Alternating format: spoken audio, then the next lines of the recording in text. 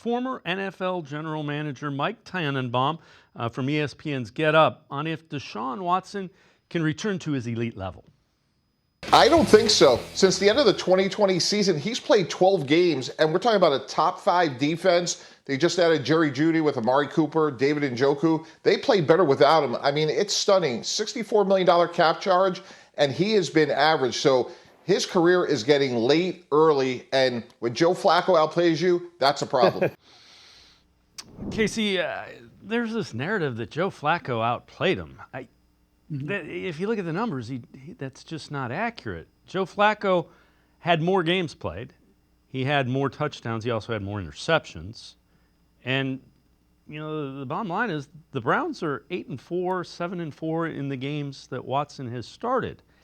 The defense, all that, if you're going to take that into account, you have to counterbalance it with they just win games when he's on. They're, 8-4 would be, 667 win percentage, right? And you would take that. Yeah. Over the course of a season, you would 100% take that. So, you're winning 2 out of every 3 out of every 4 games. I would have been shocked if Tannenbaum said anything other than that. The only people that are giving Watson like a chance to come back and be what he was are former players. All GMs are going to be very hesitant to throw any praise his direction or any just glimpse of upside or what he could be. It's just the constant narrative that gets pushed. But you already said it. Like, I will say this though, he didn't say he was awful. He's one of the few guys that said he's been average. At least say it like it is. Yep, that's what he's been. Now you paid for elite, so you want to see elite. I still believe elite's in there. History will tell you that elite's in there. You don't reach the heights that you reached that early in your career, and it just goes away. It's just been inactivity. He needs to be on the field to really get back to his potential. And I think that they've stocked the room around him.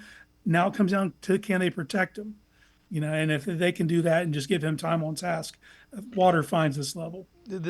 I keep coming back to they asked him to play and do things, the timing and play action. That's not what he does.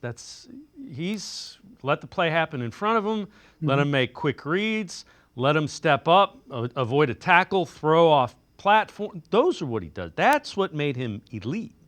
And you weren't asking him, right? You haven't asked him to do that. That doesn't make sense to me. You seen how he lit up when he was being interviewed by Aditi on the sidelines about playing in a read and react system, which is what he had been doing at that point, Bill O'Brien. Yeah. So to get back to that, to get back to living in shotgun, seeing the field the way you see it, and letting plays develop, and then you make the play.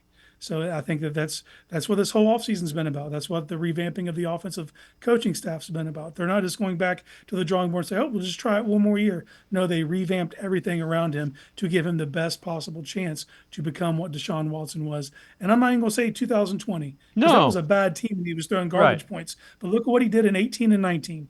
Those are the measuring sticks in my mind. Right. Those were teams that made the playoffs, and this should be a playoff team. I mean, that's, if you think about it, one of the reasons that he looked tentative is he's trying to process, okay, I'm supposed to go here or that, don't make him think. Let him go play.